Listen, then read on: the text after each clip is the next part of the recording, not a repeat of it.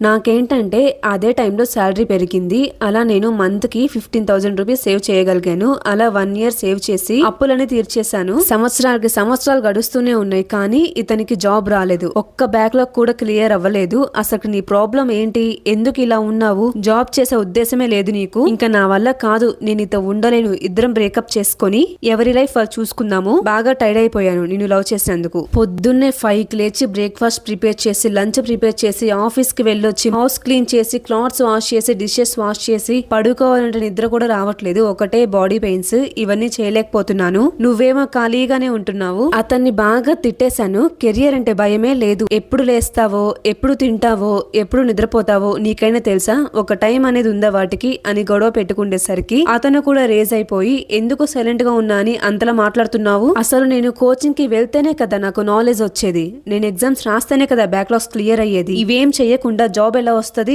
Backlogs ఎలా clear అవుతాయి అని ఒక్కొక్క మాట ఒక్కొక్క డైమండ్ లాగా చెప్తున్నాడు.